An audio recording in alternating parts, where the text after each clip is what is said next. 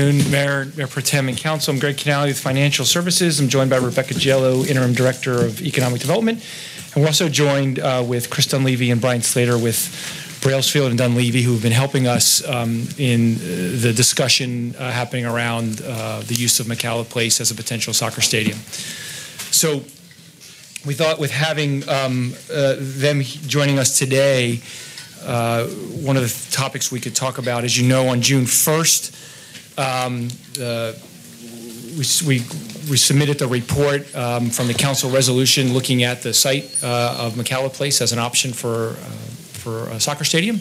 That report was submitted and included the site analysis and economics. On that same day, Precourt Sports Venture also publicly released, in essence, an offer to the city in terms of what that stadium would look like.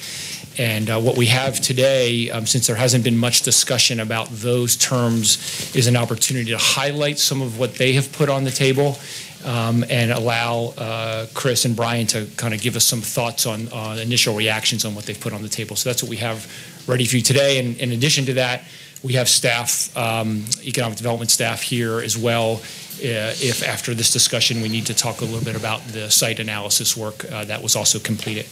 So with that, I'll turn it over to Chris, and he can let us walk us through some information he's put together for your behalf. Okay. Terrific. Thank you, Greg, and good afternoon, council members. Pleasure to see all of you here. We thought we would start by putting into context the PSV proposal relative to the universe of different deals that have been made out there across the country over the last decade for Major League Soccer or MLS stadia. Now, it'll be clear that our firm, Brailsford and Dunleavy, was not asked to make a recommendation to the city as to how to respond to these terms, but we are responding for the sake of due diligence in providing this context for how these terms look relative to, as I said, other MLS stadium deals that have been done out there. On the screen in front of you is a list of the last 10 years worth of projects built in various cities across the country for MLS stadia. And it identifies not only what the total project costs of each of those were and when they were built, but the relative proportion of public money and private money that went into those projects. And the salient point there is that the average of those deals is that roughly 35% of those projects tended to be funded by public funds expended toward the project, with the 65% balance tending to be funded by private money, namely the teams or their team ownership in those deals. In comparison to that, and we'll get to the PSV deal points in a moment, it's essentially a proposal wherein $200 million of the project would be funded privately by PSV, with a very small number that's been estimated by the city staff at around a couple of $1 million, or more in the area of 1% rather than that 35% of public money. So this has to be viewed in terms of the relative proportion of public money to private money as a favorable deal to the city in the context of those other MLS stadia deals that are out there. And Council, if I can just, we're just getting copies made right now. It's obviously a lot of information on the slide, and they're coming right now. Can you also post that to the backup? Absolutely. Mayor, I have a quick question on this. Should we let him finish the presentation or go to the I just want to clarify something I'm seeing on the chart. So on just quick on the chart, I see that you've noted in the numbers 1, 3, and 4 that the project costs did not include land and infrastructure contributed by public agencies. On the other ones, was there land and infrastructure contributed by public agencies? For those three projects in particular, land was not included as part of the project cost, but was a contribution by public agency. And on the other ones, was that not true? Just for those three. those are three that were structured like that, yes.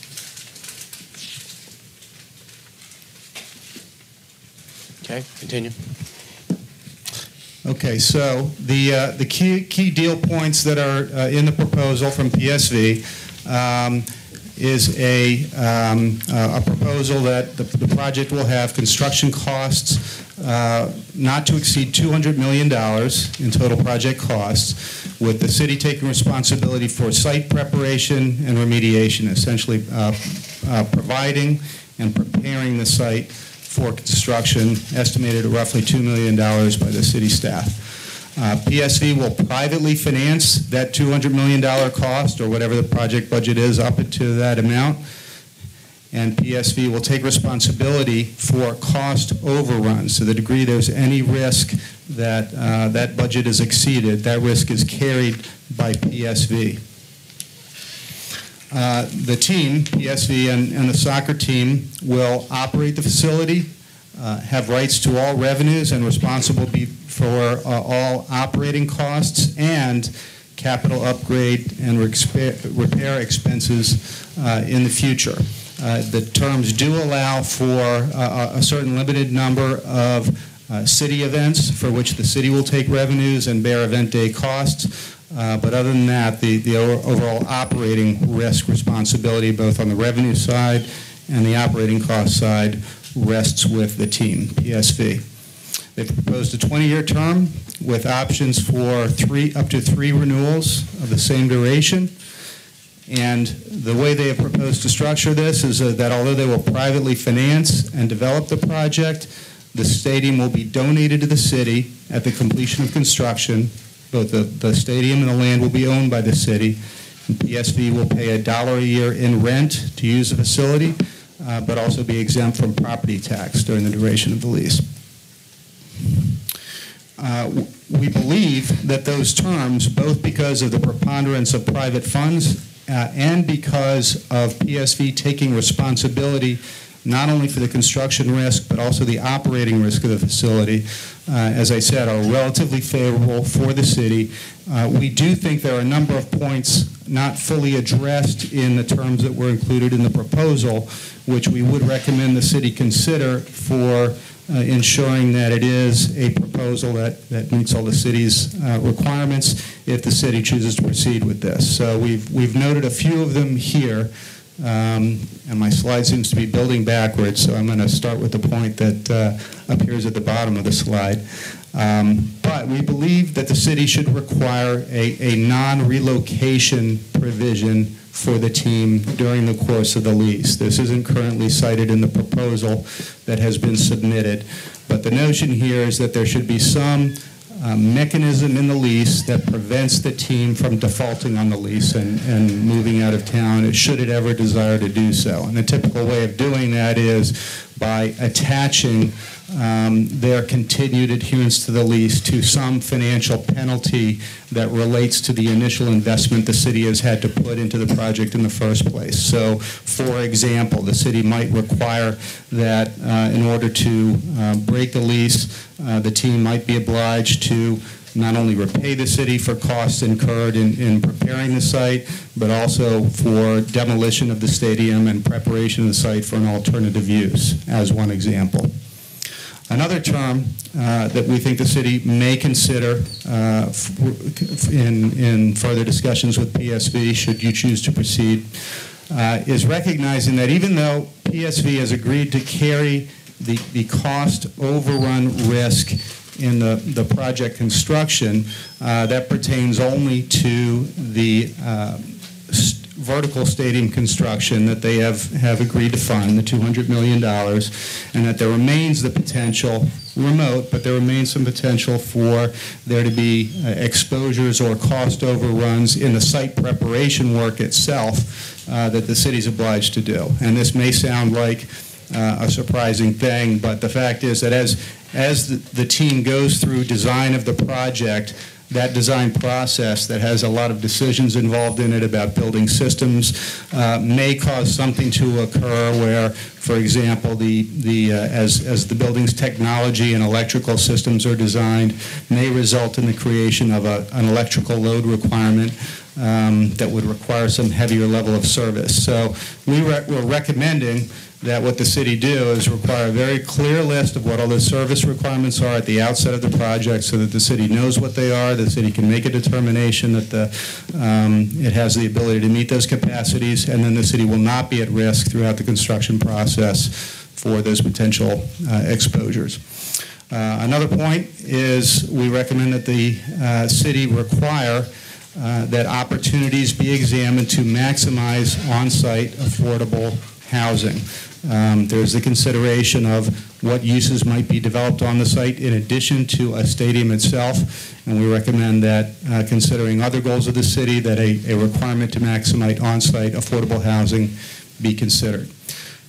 We also feel that the city should require a more specific definition of site preparation than is included in the deal terms. We think that can be a slightly fuzzy area, and in fact, that for example, a team could require that the city prepare a site and at some point could say, well, we think that should mean that you clear and level the site or even do some of the excavation work for us, and we think you need to provide a clear definition that says what preparation is and make sure that that possibility is closed out and the city is not at risk for any such overruns.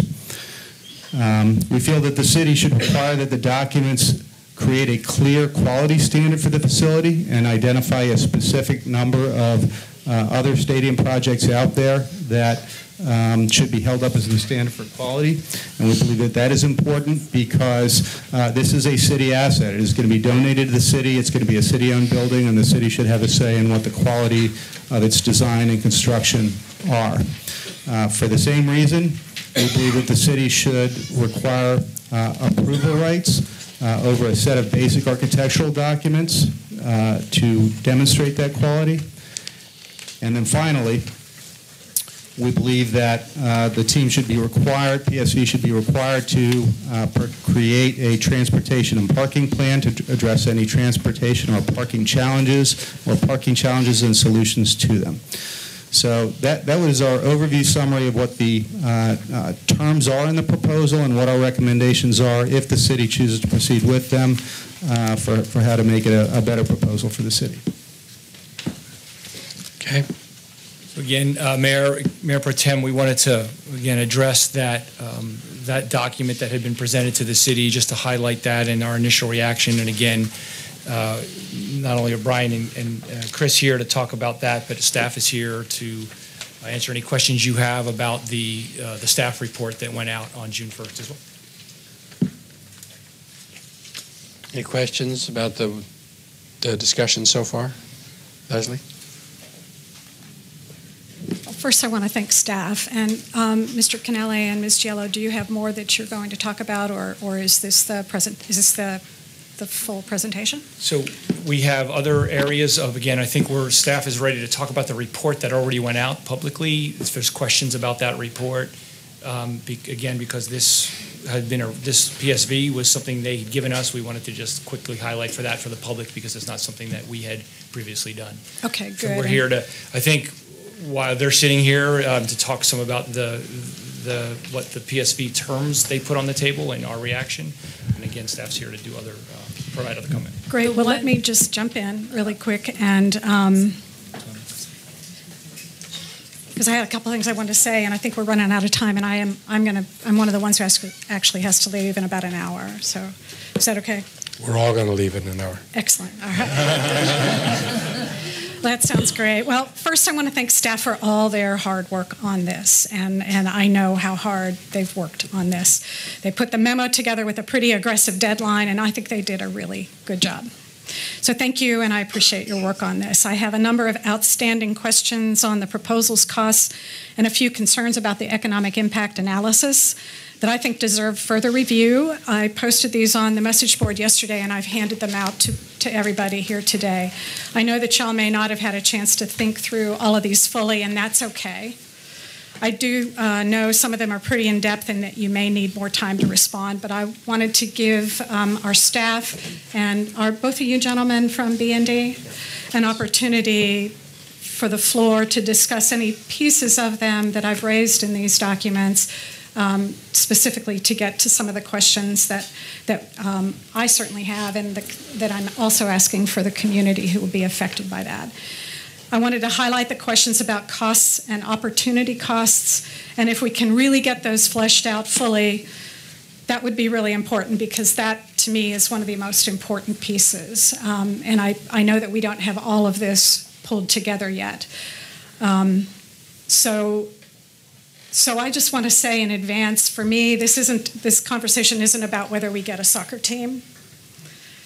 Precourt's proposal lays out some pretty convincing arguments for why MLS wants to be in Austin, and they'll keep trying to be in Austin as long as there's an interest. So we don't have to think of this as our last chance ever. It's not a choice between this specific team at this specific site before this specific deadline versus nothing at all. It's a choice between whether we take the time to get a good deal for the community or rush in and accept a bad one that puts us on the hook.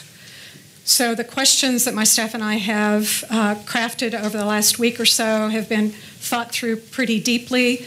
I don't know that they actually even plumb all the depths, because we're only working from the information that was provided in PSV's proposal, and today we're getting some additional information from B&D. It also only looked at the memos that we got from staff. So I know that there's more information, and I look forward to my colleagues asking questions. But I did want to make these statements to kind of frame the conversation as far as I'm concerned, and my residents and constituents in District 7 where this property is located. So I will give the mic over to anybody else who'd like to talk. And I may have some other things I want to say later on. Okay. Ann? Well, I think I had one question that looking now at what Councilmember Poole handed out is one of those questions, so I'm not sure if y'all are prepared to answer those today, but basically that relates to opportunity cost. I'm wanting to understand whether we did any analysis, and it sounds like perhaps we didn't, about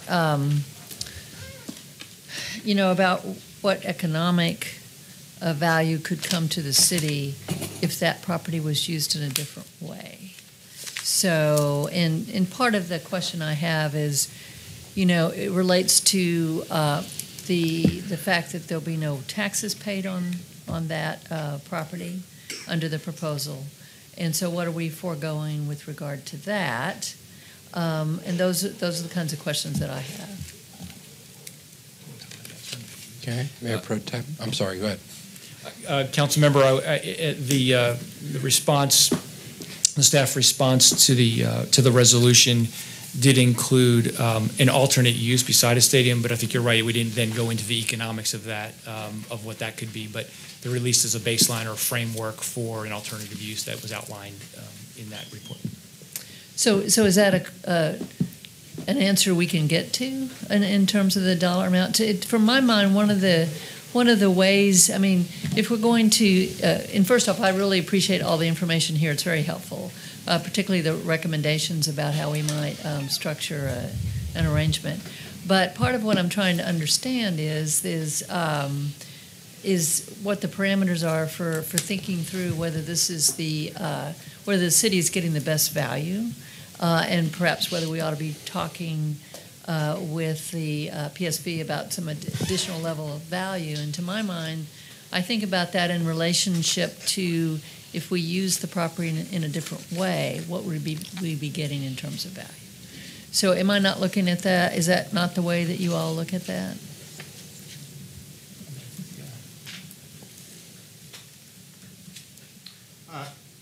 Yes, I would say that. You're fine, you're on. Thank you. There we go, wasn't hearing myself.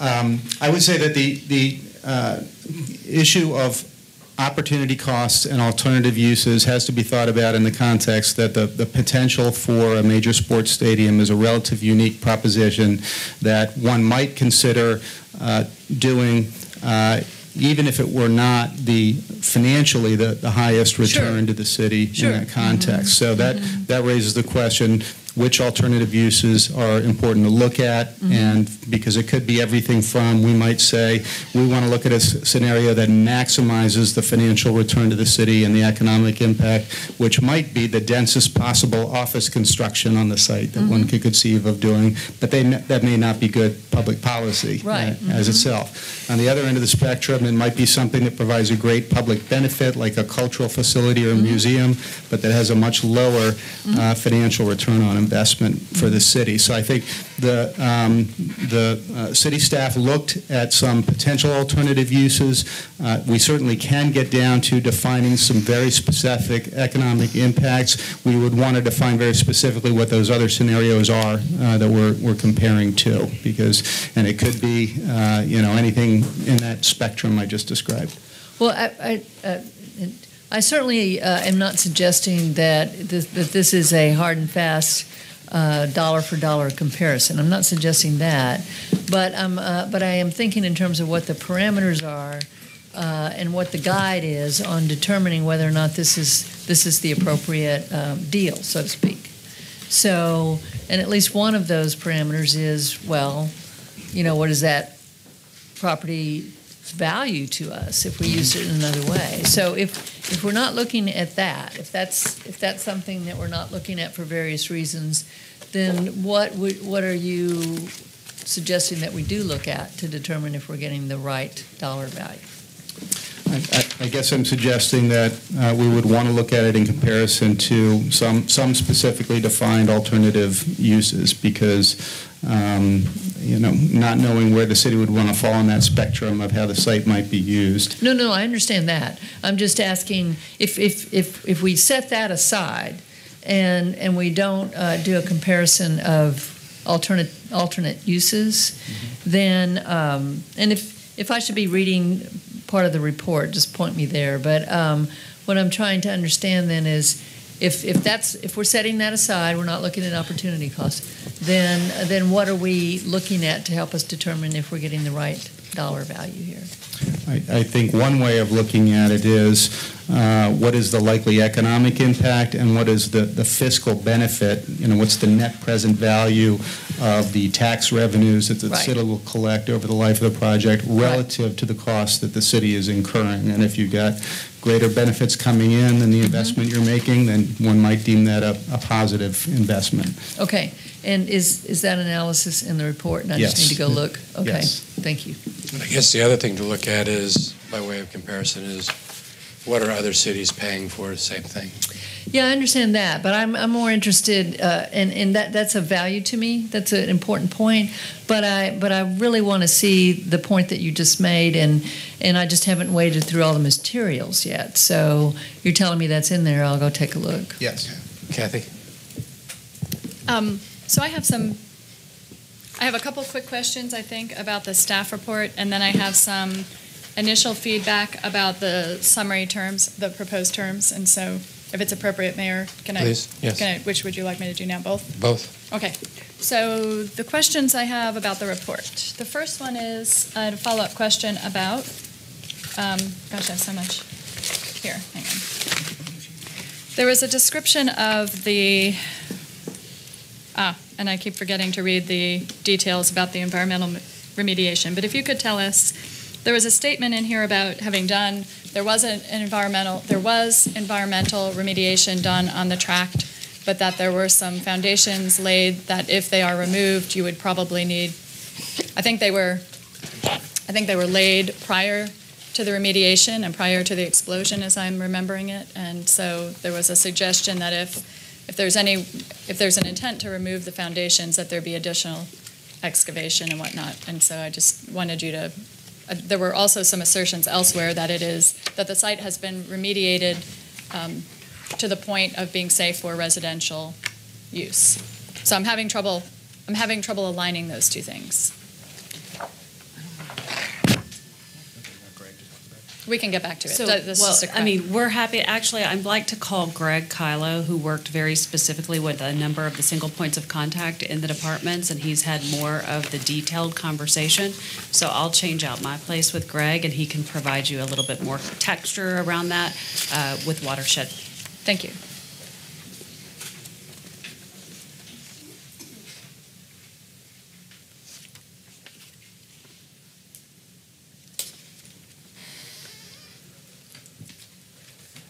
Good afternoon. Greg Kylo, Economic Development Department. So the question on the remediation status, the site has been fully remediated and has clearance from TCQ, the Texas Commission on Environmental Quality, to residential standard. They went back and tested groundwater about a year ago, and they have that level of clearance.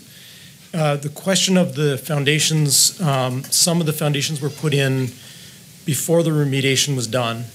There's no expectation of there being contamination under those foundations, but what they're recommending is if they need to be removed, if they need to be excavated for any development, that it be done under the same conditions they did remediation, which was taking caution and having excavators that are enclosed with bulletproof glass in case there's another explosion.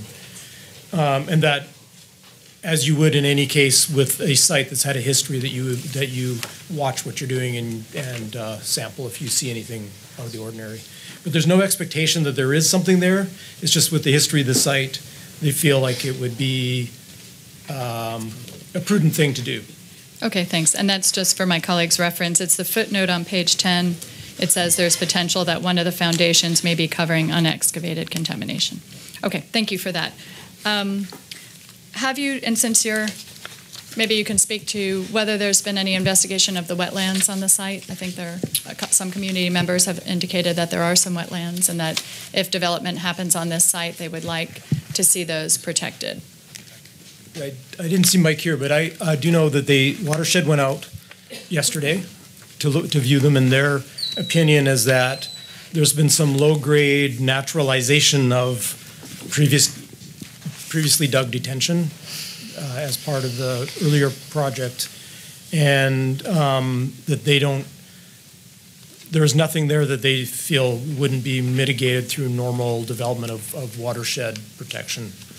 So they don't see it as meeting that per the code. The technical is a CEF, but I would have to point you to Watershed to explain the technical And I wonder details. if maybe, given the time, maybe the best way to handle them, and I see they're here, but maybe the best way to handle them is the way we do our other Q&A, because some of these I think I'd like a kind of a formal written response because I have follow-up questions about it. Which would be, I think, valuable to get all those questions out in written response. As you know, Economic Development has actually put a website together for all of this, and we've been tracking all the questions that have been put together, and this would just be another, we would add all of those to this kind of repository of many of the questions and concerns that have been raised, and we want to make sure everyone has access to those.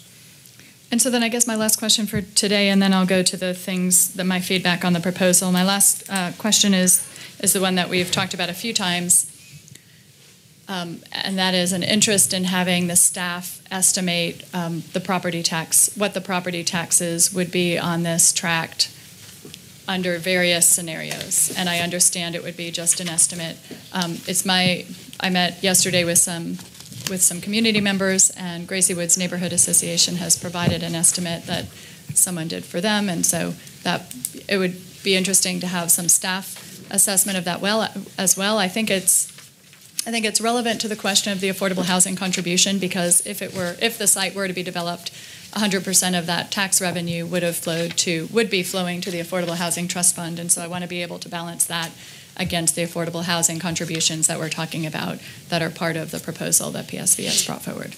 Remember, Tim, I think we can take a look at that under, I think the estimation word is correct, under different scenarios, both potentially, again, stadiums are unique, at least what we're learning about them, and then under the alternative scenario that staff laid out at least as two pings on that to put some numbers that'd be helpful. behind it. I don't have a sense even of the scale we're talking about, so that would really be helpful. Okay. And then just to fly through some of my musings on this. One, I'll say, as I have said, and maybe I don't need to repeat it, but I am still very optimistic about this possibility. I think it could be of benefit for the city of Austin, and so the comments I'm about to say are not about trying to throw a wrench in the deal, but as I've explained to several people, I think we should treat this as we do other kinds of incentives packages and really evaluate the community benefits carefully and with due diligence. And I really appreciate the recommendations about about some of the items that you would suggest we include in there. I think those are really valuable. I would like to see, I'll just give a laundry list of them, significantly higher green building ratings, especially as this would eventually become a City of Austin building. I think we typically hold ourselves to standards higher than 2-star building, and I think it would be appropriate to aim for a 4-star with LEED certification of some level to be determined. It's my understanding that the third-party agreement would carry over, and so living wage and prevailing wage should be part of any jobs on site and in terms of the construction, but I just want to name that in case there's any uncertainty there. I would like to see more. I'm not sure what the proposal is, and it may be that I just haven't gotten to it in my quick review of it, but I would want to see more. I want to see significant public use of the site, and I'm not sure what they're offering. But if it's akin to what was in the original proposal, I want to see more. I think it was a very limited number of days. I think that this would be a really unique opportunity to look at what some other entities have done, and my staff have done some quick research looking at community benefit agreements in other places with regard to sports complexes, but also other kinds of big projects. And so this is a great opportunity in my mind to set some real standards for local hiring and local jobs, locally sourced materials or regionally sourced materials. And so as much as possible, I'd like to see, if we move forward in this direction, I'd like to see this really benefit a wide array of people in our community, not just those who will come and see the game and enjoy that activity, but those will, and also not just those who will help construct the site, because I understand PSV has agreed to some provisions with Workers' Defense and is in conversations with them, but also those who will supply materials and other things for this. And I'd like, again, I think I mentioned it, but I'd like to see local vendors in there. And this is relevant to some of the proposed terms because at this point, the proposal leaves all of those decisions to PSV, and I would like to at least either set the requirements for those in advance or have a kind of approval process that includes the city for those. Sustainable and green practices, and I think, again, we are a good example here at the city, but we have some good examples across the country of how to really embed those in the functioning of this site. A couple things that also concern me a bit in here. I would want some level of approval over the branding that is on city-owned things like fire hydrants and whatnot. Probably we'd be fine with what they suggest, but it seems like there should at least be some level of approval from the city. And I have similar concerns over advertising. I'd want to at least be sure that there's some sort of check to make sure the advertising that's taking place on site, which, as proposed, would all be under the control of the club. It seems like there should be some kind of check to make sure that it meets our community values, that kind of advertising. And I don't know if we talked about developing criteria earlier in a different context. I suppose we could develop a whole list of criteria, or there could just be an approval to make sure that within general terms that it falls in line. I am not comfortable with a term that would allow, as I'm reading it, allow a unilateral decision from the club to purchase the stadium and the land, because in essence we would be then making that decision to sell it at this point or at whatever point we were in a position to make a decision about this proposal, and I think that should be done later on. There are some costs here that would be in their proposal borne by the city that I'm not aware of any other circumstances in which we would otherwise be paying them. And on 158 has some of them. The utilities associated with the operation of the stadium site, we charge, it's my understanding, we charge utilities for softball league, soccer league, anybody who uses our parkland or our other city sites pay their own utilities. So I'd have to really think about that one. And let me say, the number one thing I would want to do is absolutely understand what the costs are associated with all of these items. There aren't costs associated with them, and we would, if we entered into such a proposal, we would be committing to bear those costs into the future without, and I'm not even, again, as I assess this as an incentives package, I want to understand what the total public investment is. But that one strikes me as one we don't typically pay. And I understand this is an unusual deal with unusual and very different benefits, and I would take that into consideration, but I'm just noting it as something out of the ordinary. Traffic control, police, trash removal, most of the services that are associated with the events are being suggested to be borne by the city, and I am quite certain that I will hear from my constituents about that point. We've had long discussions about security costs and various other things associated with festivals and events, and it's my feeling about the public sentiment on that they want those to be borne by the events themselves and not by the city for those private events. That's probably enough for today. But those are some of what I would see as goals and some things that we would need to talk about more. But in general, I would like to have a better understanding of what some of those numbers are, from the property tax side and the potential revenue to the cost of those services. Revenue sharing, by the way, is also something we typically have when we have a vendor on publicly owned land. It's not part of this agreement. And I note that and would wish for a different kind of arrangement, but in the end, I'm going to evaluate it based on all of the factors within this. And again, I think it could be a very unique opportunity, and especially with if we made it a model in terms of local hiring and local jobs and local vendors and really high standards, high environmental standards and environmental practices on site, I think that would make it really match well with Austin values. So I'll be brief, just to daylight a couple of things, and I haven't had the benefit of really digging into the full proposal yet, and I'm looking forward to doing that.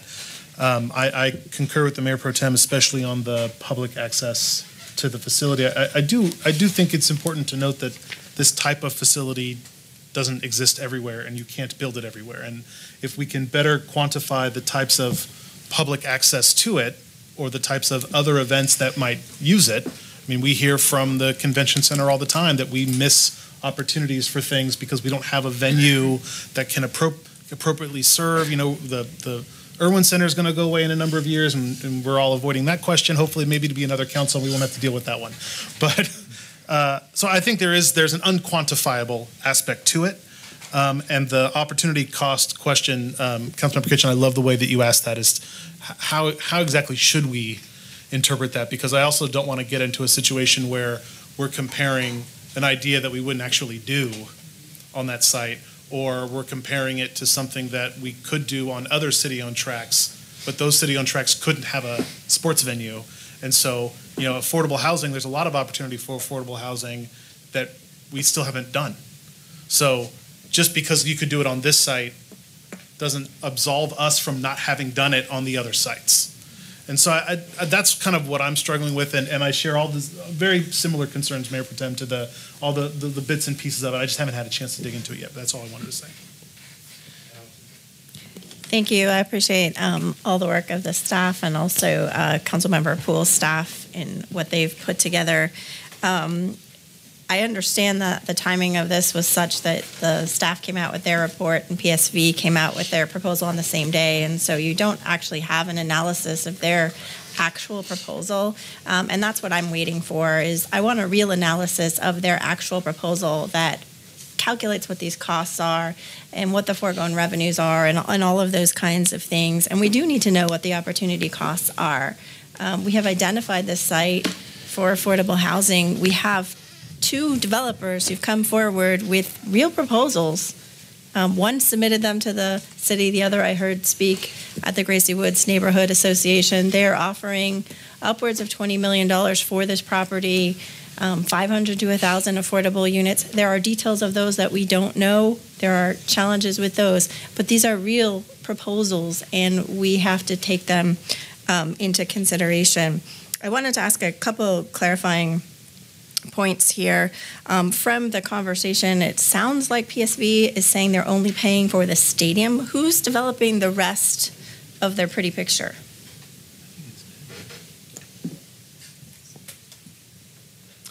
No, that may have been my misstatement. They are paying for the vertical stadium, but everything developed on the site within the footprint. So, they're on-site landscaping, hardscaping, any other facilities developed on the site. That's part of their $200 million number. Okay. I would also like to know from legal, at what point does this become a real estate negotiation that should be conducted in executive session rather than an open session? We're supposed to be getting the best deal for the city, and here we are trying to talk about what our preferences are in open session, and that makes me really uncomfortable. Well, there's certainly no legal requirement that you go into executive session, but it's open to you if you get to a point where you feel like there's things you're discussing that would be to the detriment of the city's negotiating position. Okay. Yeah, I think there's a lot of things that might be to the detriment of our position, and I would ask the city manager to think, to try to set that up if there are future discussions on this. This item, along with another real estate item on our agenda today, caused me to consider that we seem to lack a framework or a structure for determining the best use of surplus or underutilized city-owned land. I want to pass out this sheet that was a slide from a presentation that was given in March, which identifies McKalla as the #1 site for affordable housing. It also identifies Winnebago, which is another item on our sheet, as another affordable housing site. And regardless of what you think about those uses, we seem to lack a process for deciding whether or not affordable housing is the best opportunity there. We need to construct a process or policy, or all of these pieces of land that we have that are good candidates for affordable housing will be gone. We can take out both of these from consideration, and we don't have the land. We're going to go to the voters and ask them for $100 million for land, and yet we're giving away our land for free to a soccer stadium. And I'm having a lot of, according to this proposal that they're asking us, and I'm having a lot of trouble trying to understand that. So I'd like to know if there are other colleagues who'd like to work on a process with me more broadly, separate from this, and if you can let me know that, I would appreciate it. I have a lot of questions, and I hope that staff is going to be coming back to us with a clear analysis of their proposal, and also an analysis of the alternative proposals that have been put forward. I know we have at least one of them. And then I wanted to call attention to a survey that was run by the Chicago Booth School of Business. It runs a survey of extremely high-profile economists, and last year they asked their panel a question about the net fiscal costs of sports stadiums. Their specific question was, stadiums for professional sports teams is likely to cost the relevant taxpayers more than any local economic benefits that are generated. Only 2% of economists disagreed with that statement. And so I think we need to be very careful. We can understand why the crew wants to come to Austin. We can understand why people in our community want to attend and be part of a soccer community. But we, at the end of the day, have to make some very important fiscal decisions. And if at the end of the day we decide that the benefit of having that stadium and that soccer team outweighs the cost, that's fine. But we need to go in with open eyes. 98% of these economists did not disagree within a statement that said that it's likely to cost the relevant taxpayers more than the economic benefits. And there's a body of literature, and Austin is exceptional in many ways, but I don't think we defy the laws of economics on this particular issue. And so I do think that we need to take that into consideration. We can decide otherwise, and we can decide that we want a soccer team here so badly, but we need to be upfront about what we're deciding. Okay. Leslie? Thanks. I just have a couple more questions, and then I guess we might be wrapping up. It was stated that the stadium construction would be entirely privately funded. Is that correct? Yes. I want to point my colleagues to page 156 of PSV's proposal. It states in there that one of the sources of stadium financing would be the new market tax credit. So just in the spirit of clarity, I want to make sure everyone is aware that while the city would not be contributing to the construction itself, this proposal does include federal subsidies. So I don't know what portion of the $200 million would actually be funded directly from the private funders, and maybe that is part of some additional questioning that we can get. But that's the new market tax credit, and we need to look at that and see how that plays into the financing.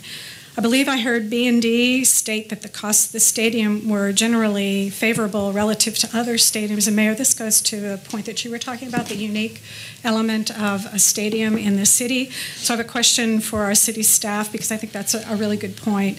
Do you feel that you have at this point provided council with a full and complete summary of all costs and opportunity costs that the city would incur under the PSV proposal, or do you feel like there's additional work that you need to do, especially given the additional information here today and the questions?